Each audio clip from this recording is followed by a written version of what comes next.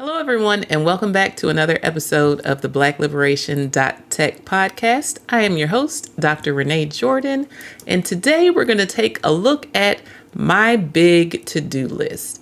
This is a blog post from January 2019, and so here we go. Happy New Year! When you get super busy, to-do lists can grow to the point to which it seems like you will not accomplish anything. Just looking at these lists can cause mental paralysis. So I've learned how to mix things up so that I get more done by the end of the week than I would think possible by looking at just one day. In other words, I had to change my perspective of time as it relates to getting things done. I find that creating a bigger picture for me to work on one day at a time helps me to focus and feel better about my progress. If I only focus on one task at a time, then something might be put off far too long because it is smaller or not as important as another item on the list. But by keeping the big picture in mind, I can make sure that I cut out a small section of my day to do little things and make progress on all parts of my list. So in this blog post, I was reflecting on what I needed to do in order to organize myself as a grant administrator. There were tasks that I had to do every single day, an endless list, if you will, of things that would come in regularly that I had to review and make sure that they were within our compliance. I had to make sure that they were following policies and procedures. And if they were not, I had to send them back. Now, if I were to say, oh, I'm going to work on requisitions and making sure that all proper documentation is attached to every single item until I'm done, then that's all I would work on all day, every day. We had an endless amount of requests that would come in order to spend money, because that was the point of our office. And so we had to make sure that each item met the objective of the grant activity and had the corresponding supporting documentation, not only for the school, but also for the U.S. Department of Education. So in the case of being audited, we had everything in one place that said, hey, this is what this money was spent on. This was the objective that it was working towards. These are the supporting documents showing that proper care was given as it related to comparing the costs as well as following procedures to ensure that everything complied with the policies and procedures. So instead of feeling like, oh, I have to get this done, I accepted the fact that this is something that would not end until the stop spending date. And so what I had to do was set time aside during my day to address those items specifically. So let's say in the morning from 9 a.m. until lunch, those are the types of things that I would work on and push through. Afterwards, I will work on other things. There were reports that were required from those who were our activity directors on a quarterly basis. And so one of the things that I would do to help myself out was to send meeting invitations that did not require a response. That meant I'm showing up on your calendar, whether you like it or not. That way I could send a reminder that said, reminder, quarterly report due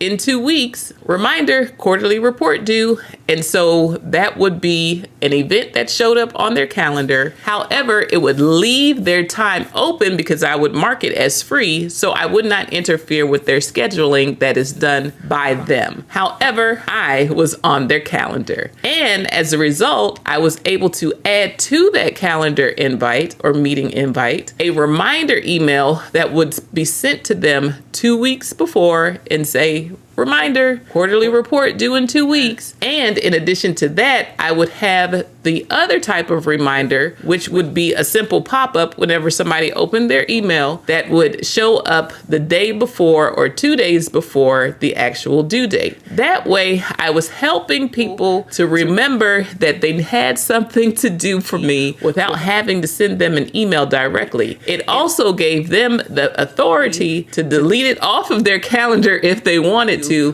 but they had to at some point see it whether they addressed it or not. And that way I would be able to circle back to them if it was not completed and say, hey, did you need any assistance with your quarterly report? We're here to help. Let me know if you have any questions. Do you need any assistance with tracking where you need to pull your data from in order to support the progress that is being made on this particular project? Have you spent what you needed to spend during this quarter? If not, what can I do to help facilitate that process? And so this was one of the ways that I helped to organize others in order to help me. I was in charge of collecting these quarterly reports, but I'm not writing them. So I needed to make sure that I gave people plenty of time to get them done, as well as a good amount of reminders that allowed them to maintain their autonomy as far as when they completed it, as long as it was done on time. And as a result, I was able to increase the number of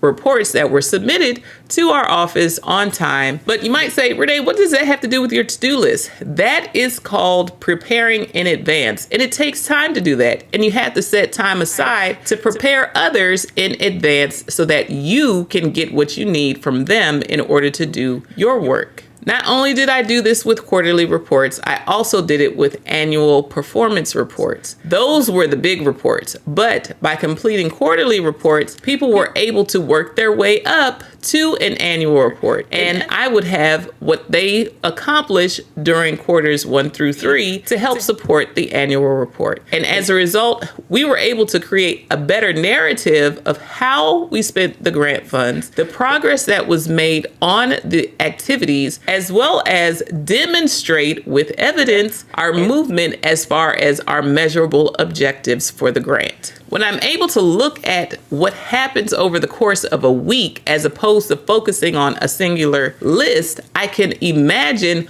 when I need to get started on something. So if I have to have something done and it only takes me 5 minutes, then hey, that is no problem. But it still needs to be on the list so I can set aside those 5 minutes and plan, when am I going to do it? Am I going to do it before lunch, or am I going to do it after lunch? In grant administration, I did have to have meetings, and I found that meeting between 10 a.m. and 12 p.m. worked best for some, and for others, meeting after lunch between 2 p.m. and 4 p.m. worked better. And so when I needed to schedule meetings, I would recommend those times and ask for what worked best for the other person so that we could schedule time ahead of time in order to meet and discuss progress or any questions or concerns or how to get started on a project. Also, by recommending time to others, I'm able to control when I meet with people. That way, I'm not giving people free course with my calendar. They are going to select a time that works for both of us. One of the other things I would do was set time aside on Friday for professional development. With our Title III funds, we help support professional development, and one of those items included LinkedIn Learning. Our office was paying for it so that the school could take advantage of it. And as a result, I would block out time on Fridays to do my professional development as far as communication skills and leadership skills in order to support my progress in my leadership position. Now, while this only took up, let's say, an hour or 2 hours of a Friday, it accumulated over time. And so when I would have my annual performance reports, I was able to pull all of my certificates of completion in order to show these are the professional development opportunities that I've taken advantage of. And this information can also be used in our reports when we talk about what we were able to accomplish with grant funds. Now, when you have a big to-do list, it's important to balance it out by inserting smaller or less urgent tasks within the larger task. I'm someone who can sit and work on something for 10 hours straight and not move except to eat and to use the restroom. And so in order to make sure that I don't get stuck in doing something, I have to make sure that I insert time, specific times, to do smaller tasks that don't take up a whole lot of time, but if they're not attended to, they will pile up on me. And so if it's a matter of replying to an email, or if it's a matter of asking a question, or if it's a matter of taking things to the post office, or something small like that, then I can take a break from the larger project, from the bigger task, in order to get the smaller things done so that everything keeps moving. One of the constant or consistent feedback that I receive from others is that I am responsive. It takes nothing for me to reply to some emails. So if it is a matter of answering someone's question, if it's a matter of forwarding information, if it's a matter of processing a request, then I would take the time to do it within 48 hours so that it's done and taken care of. Now, if it's something that's going to take me a little bit of time to reply to because they actually need something from me that I have to produce in terms of a report, or they need me to check in and get comparisons in terms of other pricing, then I will put that on my calendar. I will reply to them, let them know that I've received their request and I'm going to need some time, and provide them with an estimate amount of time so that they'll know when they can expect to hear back from me. Now, what I can also do is put that on my calendar to say, hey, make sure that you reply to so-and-so because you said that you would have this done by X date and time. And if I'm not going to have it done, then I can still reply and let them know, hey, I started on this and it's going to take me more time than I thought. I just wanted to let you know that I haven't forgotten about you, but I'm going to circle back with the completed task after X, Y, and Z. Perhaps I'm waiting on someone before I can reply. That's good information to share. That way people will understand sometimes when they ask you to do things, it's not something that you are doing all by yourself, but you actually need input from others in order to complete the task. This way you can set realistic goals and expectations for yourself and for others. And by sharing that information, it can help with some people who might get anxious about something that can be very important to them, but at the same time, there are other things that are very important that have to be taken care of as well. And therefore, you have to prioritize accordingly, or there might be multiple steps involved. And so it's going to take time in order to complete it. Another comment that I get is people know that when they give it to me, it's going to get done. The thing is, people aren't watching me when I'm doing my work. And so the actual amount of time and effort that it takes to complete a task, it almost seems like magic to them once they give it to me. They're like, oh, wow, she got that done. You don't know how long I have sat in front of a computer, how many times I had to make myself get up and take a break in order to get that done. A lot of times that comes with reporting. When it comes to making a report, I collect things as I go so that when it's time to report, no matter where I am, I'm not starting from scratch when I'm writing a report. I have collected my data. I have collected information. I have saved emails as supporting documentation of what is happening, what has happened, and what is going to happen as it relates to grant funds. When you work with grant funds, you have to be able to give an account for everything. And so I don't leave that to chance. I collect my data. I keep track of how information should be collected so that I can reach back and say, hey, can you tell me this? Can you send me the sign-in sheet for that? Can you provide me with X, Y, and Z? And provide the people who give me the data with the location of where they should look in case there is a change in personnel, which happens sometimes. But whether or not people change, we still have to report on progress. And so it's important for those who are grant administrators, those who are working on grant activities, to be able to point directly to the sources of data, where they're getting it from, and how that data has changed over time. So it's not a one-time collection. It's something that's done over time. And that helps to create transparency between the activity director, the grant administrator, and the funding agency. It's important to maintain a level of flexibility within your day. Sometimes you have hard deadlines and that's just it. Sometimes nothing else can be included in that day because you have to accomplish a task. However, by maintaining some level of flexibility, you're able to do things impromptu. You're able to adjust. You're able to see people sooner rather than later. You're able to check in with people. You're able to get other things accomplished that come up that weren't expected. And you're able to do it without a lot of anxiety. Something I have done as it relates to maintaining a level of flexibility is that I have marked out in my new position 2 days a week where I do not take meetings. So in my previous position, it was Fridays. I would tell people I'm not Superwoman. There are no emergencies and there are no miracles on Fridays. If it is an emergency, chances are it can wait until Monday. So in my previous position, it was Friday. In my new position, it's Tuesday and Friday. I had to learn to mark out those days, block them off, mark them as not free so that people wouldn't just schedule meetings with me during those times. So if your organization runs off of Office 365, even if you don't share your calendar with them, they're able to see whether or not you're available.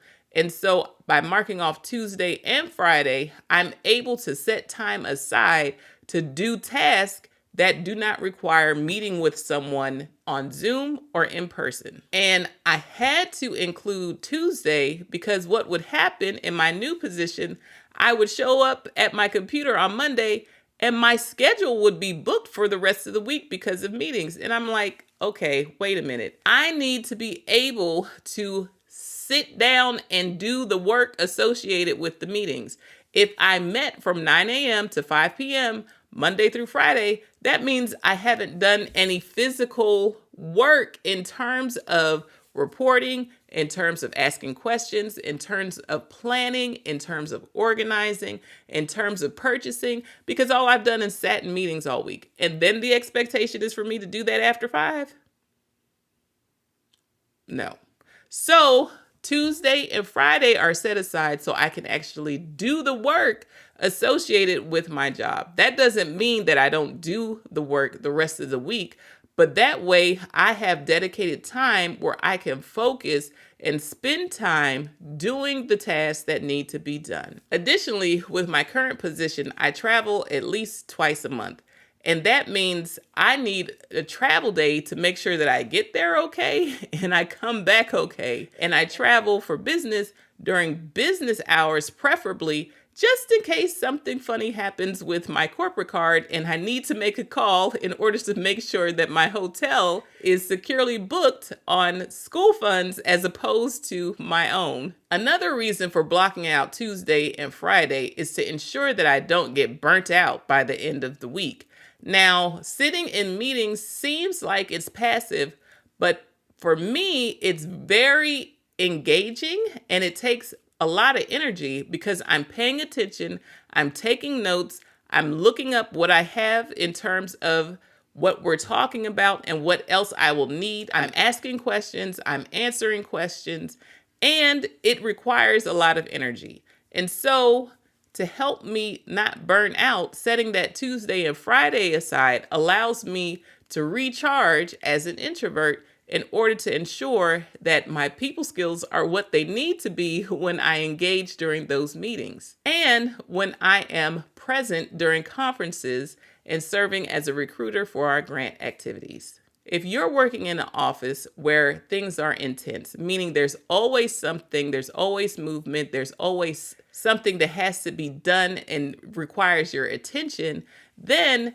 creating a big to-do list can help you focus and not feel as overwhelmed as you could without a list. Now, in my blog post, I actually have a redacted version of my big to-do list. So I'm going to take a minute and share that with you. So here's a redacted version of my big to-do list. As you can see, I have the week, I have year-end tasks, so things that have to take place before year-end, which in the case of Title III was September 30th. I had short-term tasks. I also listed important dates, long-term tasks, so webinars, reoccurring projects, as well as a regular schedule. So the regular schedule shows where I plan to send and respond to emails. It also shows long-term projects. So a blocked out section for long-term projects. So that's when I would actually work on these things that are long-term. I always have to schedule lunch because me without food and working is not a good combination. I need to make sure that I'm properly nourished or nourished properly. I would block time out for reoccurring projects, and I would have time for short-term projects. And at the end of the day, I would make sure that I had time set aside to plan my day.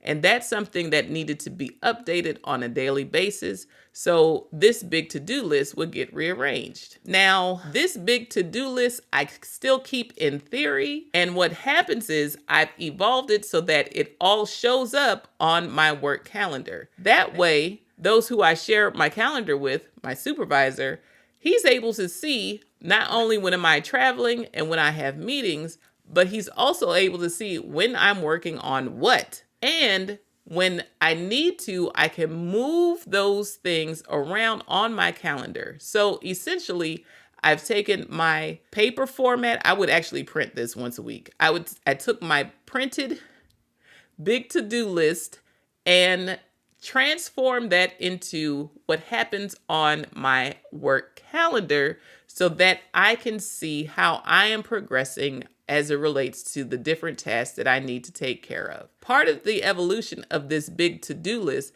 came as a result of a need to increase my efficiency and my productivity at work as a result of having more responsibilities. And not just more responsibilities as far as having to do the same things, but more responsibilities, meaning that the different types of tasks I needed to complete and I was responsible for increased significantly. And I needed to get a hold on it in a way that would allow me to keep moving and not get stuck in terms of organizing myself. I had to be able to do it quickly. And so by going from a printed list to my Office 365 calendar, I've been able to do that, and it has helped me tremendously. The reason it's important to look at tasks over the course of a week as opposed to one day, it allows you to imagine your week in terms of,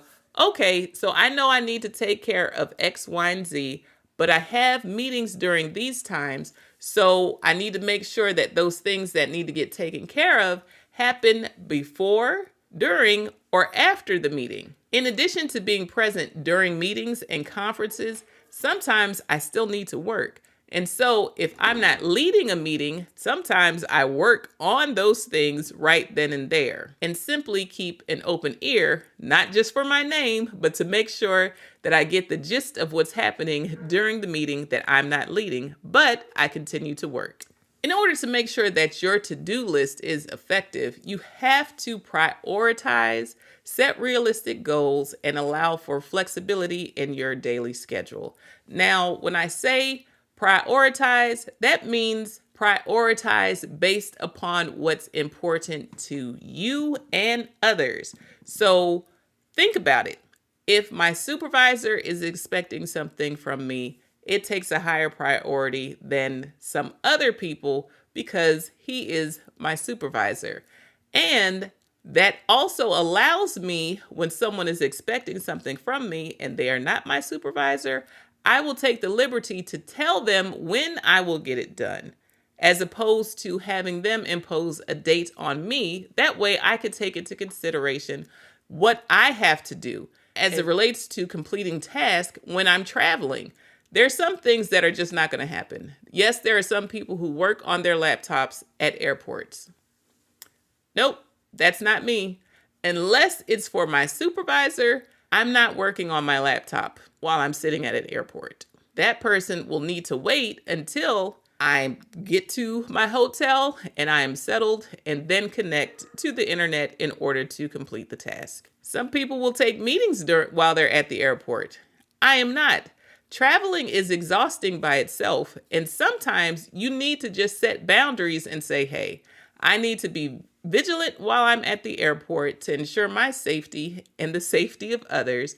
and relax during the traveling process, because physically moving luggage and navigating security and all of those things is enough for one day. You don't need to add to it having to take meetings, reply to emails, so forth and so on. Now, if you're my supervisor, I can make some exceptions. But if you're not, then I will let you know when I will get back to you. Setting realistic goals also means taking into account how long it will take you to complete a task. I found that I can get a lot done in 10 hours, more than the average person, because of the level of focus that I can give to a task and my skill level when it comes to being able to accomplish things like reporting. So I know that if it takes me 10 hours to do something, I know what that plan needs to look like as it relates to my schedule during the week. Now, setting realistic goals in terms of deadlines, in terms of completing tasks, in terms of accomplishing an event, that's important as well. Now, when I say allow for flexibility, that means you're going to have to tell people no. You're going to have to say, no, I'm not going to be able to do this at this time because I'm attending to other things and I don't have the time to do it when you're asking for it. We will have to meet another time, or I will get it to you at another time. Telling people no, as opposed to allowing them to take over your schedule and you being out of control of your schedule, is something that I have found to be a very good benefit to me. Also, if you are in the position where people ask for meetings without telling you what it is, it's okay to ask and say, hey, can you please give me the context of this meeting? I want to make sure that I'm the right person that needs to be there. If I'm not the person that needs to be there, I don't want to have to schedule a second meeting in order to relay the information to the person that you really need to talk to. And so sometimes people will cancel the meeting, find out who they really need to meet with, or explain how you're connected. That way you can show up with whatever it is they need in order to have a productive meeting. I'm not someone who believes in meeting just for the sake of meeting, or meeting with me because you can't get a hold of the person that you really need to meet with. If necessary, I'll reach out to that person and say, hey, so-and-so really needs to talk to you. They're asking me to meet with them. However, I don't have the information that they need. I also am not the person that they need to speak to in order to get what they want done. And so it's best if you reach back out to them and say, hey, what time works? So I want to encourage you to create a big to-do list, whatever that list looks like to you, based upon what you do and engage with. Something that I left out was that I do a lot of things outside of work. I actually enjoy life and I plan those things ahead of time. And so sometimes I make plans and book plans without asking for permission first, because I need to be a priority when it comes to my life. For example, I got an email from an airline and said, hey, these tickets are down significantly lower than they are normally. And so I booked a trip. I'm going on that trip and everything else will have to fall in place. I did check to see to make sure that I didn't have any conflicting travel and that I did not have any meetings already scheduled, so that when I take this vacation, it is mine and I don't have to circle back to anyone else about it. So create your big to-do list, find out what works for you as well as what works for others. Think about the different people you engage with and how they respond to your requests. Are there some people who need more time than others in order to get back to you? If that's the case, you need to back up their due dates so that they are responding in a way that does not jeopardize what you have to accomplish in the end. One of my favorite sayings from Aesop's fable is that slow and steady wins the race. Slow and steady is how I finished all of my graduate school classes. Slow and steady is how I'm able to accomplish completing reports in what seems to be no time to others.